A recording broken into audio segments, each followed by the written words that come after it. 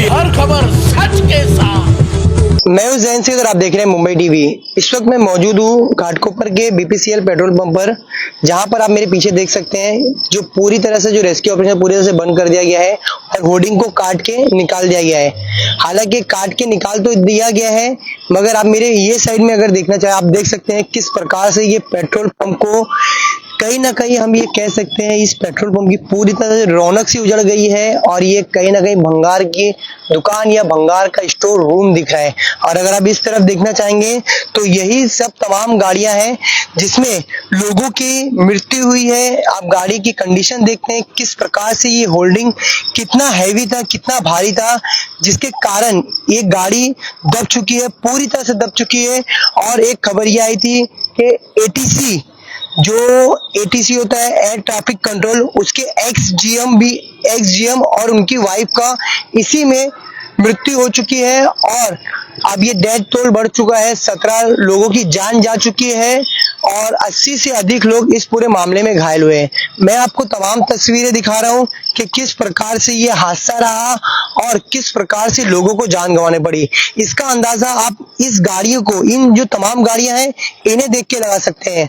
और एक बात मैं ये कहना चाहता हूं कि जिस प्रकार से कल हमने देखा था प्रधानमंत्री नरेंद्र मोदी का दौरा था कल घाटकोपर एलबीएस रोड पर, जबकि वो एलबीएस रोड पे तो आए थे मगर वो ईस्टर्न एक्सप्रेस हाईवे पर नहीं आए, ना यहाँ पर आए ना हॉस्पिटल गए, क्योंकि प्रधानमंत्री का भी कर्तव्य बनता है कि यहाँ पर आना चाहिए था। चुनाव से इंपॉर्टेंट लोगों की जान थी, लोगों से मिलना था, लोगों को मनोबल बढ़ाना था जो इस मामले में घायल हुए, मगर प्रधानमंत्री ने ऐसा कुछ नहीं किया।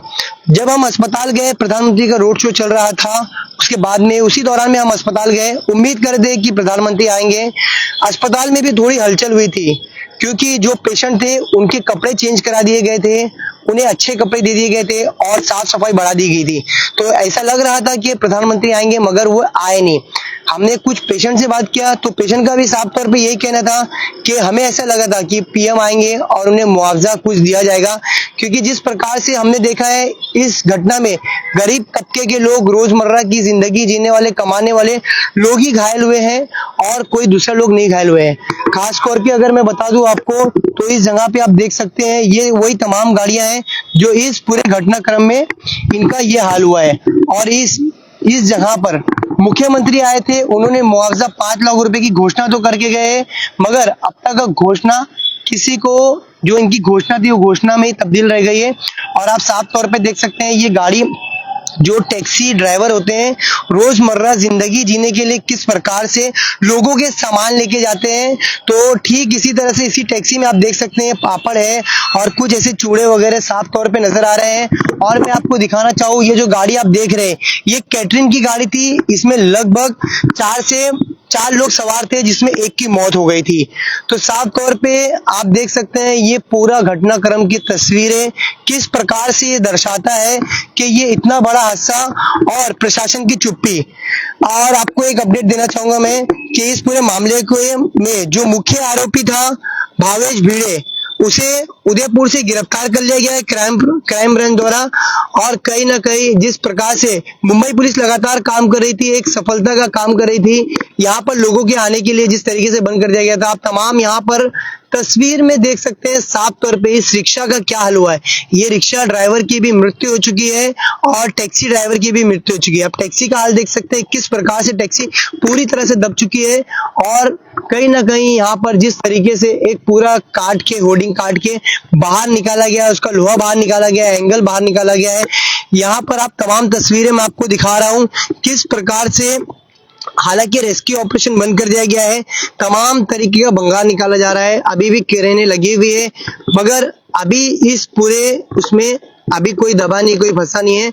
फिर भी पुलिस को तैनात किया गया है ताकि यहाँ पर भीड़ ना हो। हम आपको बाहर की तस्वीरें भी दिखाएंगे, आप बाहर भी देखिएगा किस प्रकार से लोग आ रहे हैं यहाँ पर देखने के लिए कि ये घटनाक्रम किस प्रकार से रहा। कुछ लोग आ रहे हैं उनकी गाड़ी देखने के लिए कि उनकी गाड़ी का क्या हाल है, क्योंकि लोगों ने तो अपनी जान बचा के बाहर निकाले हैं और कुछ लोगों ने जो यहाँ के मजदूर थे उन्होंने भी जान बचाई। हालांकि प्रशासन ने भावेश भिड़े को उदयपुर से गिरफ्तार तो कर लिया है और आगे की कार्रवाई कर रही है, मगर ऐसे में सवाल ये खड़ा होता है कि जिस प्रकार से ये गिरफ्तारी हुई है उसको लेकर पिछले 3 दिनों से लगातार फरार था भावेश भिड़े, जिसको लेकर मुंबई पुलिस ने अलग अलग स्थानों पर टीम भेजा था, खास करके लोनावला, गुजरात और उदयपुर जगह पे जैसी जगह पे टीम भेजा था, जिसके बाद में उदयपुर में छुपा हुआ भावेश भिड़े वहां पर मुंबई पुलिस को धराया गया और मुंबई पुलिस ने उसे गिरफ्तार करके अब मुंबई लाने का काम कर रही है। मुंबई पुलिस देखना चाहेगी कि इस पूरे मामले में कौन दोषी है, क्योंकि इस पूरे मामले में बीएमसी कोई एक्शन लेने को तैयार नहीं है, बीएमसी कोई जिम्मेदारी नहीं ले रही है, रेलवे कोई जिम्मेदारी नहीं ले रही है। हालांकि ये पूरा मामला कोर्ट में भी चल रहा है और मैं आपको साफ तौर पे तमाम तरीके की तस्वीरें दिखाना चाह रहा हूं किस प्रकार से ये घटनाक्रम रहा है। आप खुद इस चीज का अंदाजा लगा सकते हैं। ये जो एक होर्डिंग का एक हिस्सा मैं आपको सिर्फ दिखाना चाहूंगा, ये हिस्सा आप देख सकते हैं किस प्रकार इतना बड़ा होर्डिंग अगर लोगों के ऊपर गिरता है तो उनका क्या हाल हुआ रहेगा, उनके दिल में क्या हुआ रहेगा। कई घरों के चिराग बुझ गए और एक चीज मैं आपको बताना चाहूंगा, इस घटना में जो मारा गया है एक पेट्रोल पंप का अटेंडर, उसका नाम सचिन था, वो 25 तारीख को अपने बच्चे का नामकरण और अपने घर का उद्घाटन करने जा बहुत खुश था। उनके परिवार से बात की मगर उनके परिवार में कहीं ना कहीं मातम सा छा गया और निराशा सी आ गई और इसी हादसे में कई ऐसे लोग जो मरे हैं उन्हें मुआवजे की तो बात की गई है सरकार द्वारा, मगर अभी तक उन्हें कुछ मुआवजा नहीं मिला है। मैं आपको तमाम तस्वीरें अभी भी आप देख सकते हैं, सुरक्षा बल यहाँ पर तैनात कराया गया है ताकि कोई यहाँ पर आए नहीं, ना भीड़ लगाए, क्योंकि अभी भी कुछ चीजें निकालना बाकी है। आप साफ तौर पे देख सकते हैं जितनी बड़ी बड़ी गाड़ियां थी जो इसकी आड़ में रह गया सिर्फ वही बच गया होगा, मगर जिसपे डायरेक्ट ये होर्डिंग गिरा होगा उसका क्या हाल हुआ रहेगा। आप इन गाड़ियों को देखकर इसका अंदाजा लगा सकते हैं कि जिंदगी और मौत की जंग लड़ने वाले जो योद्धा है वे कहीं ना कहीं अभी भी उन्हें अस्पताल में भर्ती कराए गए हैं। हालांकि राजावाड़ी अस्पताल में भर्ती कराए गए जितने भी मरीज थे, कुछ लोगों की तबीयत ठीक हो गई थी मगर उन्हें कल छोड़ा नहीं गया। क्यों नहीं छोड़ा गया? क्योंकि प्रधानमंत्री आने वाले थे, ऐसा उनको सूचना मिली थी। प्रधानमंत्री के कुछ लोग गए थे वहां पर मगर उन्होंने बात तो नहीं की मरीजों से, वहीं से ऐसे आ गए वापस। कहीं ना कहीं प्रधानमंत्री का इस रोड शो चुनावी मुंबईकर को एक दुखद और पीड़ा देता है, क्योंकि कल हमने देखा था किस प्रकार से मेट्रो का गेट बंद कर दिया गया था और एक स्टैम्प पैड से जैसा माहौल घाटकोपर में छा गया था। उसे देखते हुए लोग भी गुस्सा रहे थे, कहीं ना कहीं लोगों का गुस्सा साफ तौर पे नजर आ रहा था इस इलेक्शन के रोड शो को लेकर। अब वक्त ऐसा आ चुका है महाराष्ट्र में कि प्रधानमंत्री को मुंबई आके रोड शो करना पड़ रहा है, सभा लेनी पड़ रही है। हालांकि लगातार कुछ दिनों तक अभी प्रधानमंत्री का यहाँ पर दौरा है, क्योंकि मुंबई में भी कई ऐसे जो चुनाव हो रहे हैं, हम कह सकते हैं काफी टफ चुनाव साफ तौर पे नजर आ रहा है। क्योंकि मुंबई का चुनाव जिस प्रकार से मुंबई कर लोगों ने एक फैसला कर लिया है, ग्राउंड रिपोर्टिंग में हम आपको अक्सर दिखाते हैं किस प्रकार से लोग निराश हैं। अगर प्रधानमंत्री यही लोगों से जाके मिलते, चुनाव दौरा कैंसिल करके यहाँ पर आते तो लोग कहीं ना कहीं उनसे खुश होते। जो प्रधानमंत्री के चैनल है उनके दिल में भी यही दुख है कि प्रधानमंत्री यहाँ पर आए नहीं, और यहाँ तो नहीं आए मगर वो अस्पताल भी नहीं गए, लोगों का पीड़ा तक का जानने के लिए नहीं सोचा उन्होंने। कहीं ना कहीं इस पे विपक्ष भी लगातार सवाल उठा रहा है और कहीं ना कहीं इस पे मैं आपको साफ तौर पे तमाम तस्वीरें दिखाना चाह रहा हूं और मैं आपको बाहर की तस्वीरें भी दिखाना चाह रहा हूं किस प्रकार से सुरक्षा कर्मी तैनात कर दिए गए हुए हैं और किसी को यहाँ अंदर आने की नहीं दिया जा रहा है। क्योंकि आप साफ तौर पे देख सकते हैं अभी भी जो होर्डिंग के गिरा था और होर्डिंग का लोहा जो है, बिल बोर्ड का लोहा, वो भी साफ तौर पे नजर आ रहा है। इसमें एक बात और ये साफ हो चुकी है कि लगभग 80 से अधिक इलीगल होर्डिंग जीआरपी प्रेमाइसेस में चल रहे हैं। अभी इसका मामला भी कोर्ट में चल रहा है। अगर मैं आपको मेरे बाइनी साइड दिखाना चाहूँ तो आप देख सकते हैं इसमें जो बैनर लगा था वो निकाल दिया गया है, मगर जो होर्डिंग का हिस्सा है वो नहीं निकाला गया है। अब पता नहीं कब तक निकाला जाएगा। और अगर आप मेरे ऊपर देखना चाहेंगे, ठीक हूबहू ये भी उसी तरीके से होर्डिंग है जो कि अवैध होर्डिंग माना जाता है और इसका भी गिरने की संभावना उस टाइम पे जरूर थी।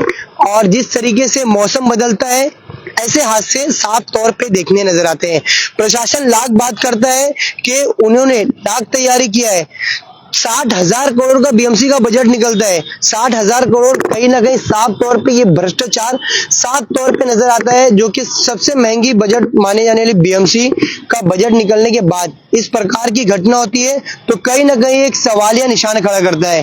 तो अब देखना ये रहेगा इस पूरे मामले को लेकर प्रशासन किस प्रकार से संज्ञान लेता है, क्योंकि इस मामले के बीच में बीएमसी और रेलवे की लड़ाई चल रही है, जिसमें इन्होंने अपना पल्ला झाड़ लिया है। अब मामला कोर्ट में चल रहा है, तो कार्रवाई किस पे होगी? सिर्फ भावेश बिंदे पे होगी या और भी लोग जो इसमें शामिल है जिन्होंने इसे परमिशन दिया है? हम आपको तस्वीर दिखाएंगे कि किस प्रकार से जीआरपी का एक हमारे पास कॉपी आई थी, उसमें साफ तौर पे दिया गया है कि जीआरपी ने इसे परमिशन दिया था और इससे बीएमसी का कुछ लुकआउट नहीं है। मगर अब रेलवे पुलिस ने अपना हाथ ऊपर कर लिया है और कह रही है कि ये मामला कोर्ट में चल रहा है। पहले दिन तो रेलवे पुलिस साफ तौर पे इनकार कर दी थी, मगर जब इसकी कॉपी बाहर आई तो रेलवे पुलिस ने इसे स्वीकारा। हालांकि बीएमसी डे फर्स्ट से कह रही है कि ये हमारे प्रेमाइसेस में नहीं आता है, बीएमसी द्वारा इसे कोई नोटिस एनओसी नहीं दिया गया है, कोई इसे सर्टिफिकेट नहीं दिया, ना कोई इसे परमिशन दिया गया इसे यहाँ पर लगाने के लिए। हालांकि ये मामला कहीं ना कहीं जब ये होर्डिंग बन रहा था तब गिनेस बुक में इसका नाम आया था, एशिया लार्जेस्ट होर्डिंग करके, यहाँ पर बिल बोर्ड करके। हालांकि आपको एक चीज और स्पष्ट कर दूं, 1 महीने का यहाँ पर जो फीस था, इनका चार्ज होता था वो 2 करोड़ रुपया होता था। अगर इस पे आपको एडवर्टाइजमेंट करना है तो आपको 2 करोड़ रुपया देना पड़ता था। तो इसी तरीके से मोटी रकम कमाने के चक्कर में कहीं ना कहीं इतना बड़े हादसे को देखना पड़ा है। इसी तरीके से बीएमसी हो, प्रशासन हो, शासन हो, मोटा पैसा कमाने के चक्कर में लापरवाही करती है और उसका खामियाजा आम लोगों को और गरीबों लोगों को भुगतना पड़ता है। उसी दिन हमने एक वाकया और देखा था, मुंबई की लाइफलाइन माने लोकल ट्रेन में भी इस प्रकार से जो घटना सामने आई थी। मुंबई के अलग अलग इलाकों में जिस तरीके से मुंबई की लाइफलाइन के सिग्नल फेलियर था, कुछ जगह पे वायर टूट गए थे, जिसका खामियाजा आम नागरिकों को भुगतना पड़ रहा था और ये हादसा हुआ था। इसके कारण पूरी तरह रोड जाम था, तो लोगों को आने जाने का साधन पूरी तरह से मुंबई हम कह सकते हैं आधे घंटे की बारिश में ठप सा पड़ गया था। हमने एक वीडियो देखा था बरकत अली रोड का, किस प्रकार से एक जो स्टेयर होता है लोहे का वो गिर जाता है गाड़ी के ऊपर। हालांकि राहत की बात ये रहती है उस मामले में किसी की मौत तो नहीं होती है, मगर 2 लोग जख्मी हो जाते हैं। मगर सबसे दुखद घटना यहाँ की रही इस पूरे मुंबई में, जो कि 60 घंटे तक का रेस्क्यू ऑपरेशन चलाया गया, जिसमें 80 से अधिक लोगों को सुरक्षित बाहर निकाला गया। मगर दुखद ये रहा कि 17 लोगों की मौत हो गई इस मामले में। 17 लोगों में 2 लोगों की जो कपल थे उनकी भी मौत हो गई, जो एटीसी के एक्स जीएम थे। कहीं ना कहीं परिवार में मातम सा छा गया है। लोग कहीं ना कहीं बारिश से बचने का साया लिए थे, मगर उन्हें ये नहीं पता था कि उनके सर पे ये होर्डिंग जो मौत का साया बन के उसके ऊपर टूट पड़ेगी। अब देखना ये रहेगा कि प्रशासन कब तक का अपना हाथ ऊपर करती है या एक दूसरे के ऊपर डालती है, या हर कोई प्रशासन के लोग अगर इसी तरीके से हाथ उठा लेंगे तो इस पूरे मामले में कौन मरा है? आम आदमी लोग मरते रहेगा। और प्रशासन का अगर कोई शासन का कोई बंदा मरता या कोई उससे घर का मरता, जिस तरीके से हमने एक वाकया देखा था कि दिल्ली में प्रधानमंत्री के कोई रिलेटिव का एक बैग चोरी हो गया था, जिसे महज 12 से 14 घंटे में ढूंढ निकाला गया था।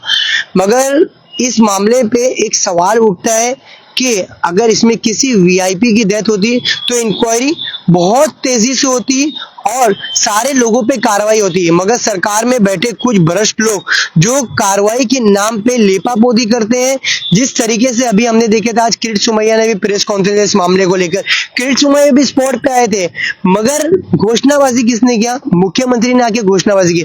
हालांकि इस मामले को लेकर केंद्र सरकार को भी लोगों को मुआवजे देने की बात करना चाहिए, क्योंकि ये एक डिजास्टर की तरीके से हुआ है और एक बड़ी लापरवाही जो बीएमसी और रेल प्रशासन की देखी गई है, जो दोनों इस वक्त अपना हाथ ऊपर कर रहे हैं और बोलते हैं कि मामला कोर्ट में चल रहा है। तो मैं आपको साफ तौर पे तमाम तस्वीरें दिखा रहा हूं किस प्रकार से ये पूरा घटनाक्रम रहा, और अब देखना ये रहेगा कि भावेश मिंदे की गिरफ्तारी तो हो चुकी है और इस पूरे मामले को लेकर कौन कौन इसकी चपेट में आता है, या इसी तरीके से इसे अवैध परमिशन देकर जो अधिकारियों ने परमिशन दिया है उस पे किसी तरीके का कोई कार्रवाई होती है या नहीं होती है, या इसी तरीके से छोड़ दिया जाता है।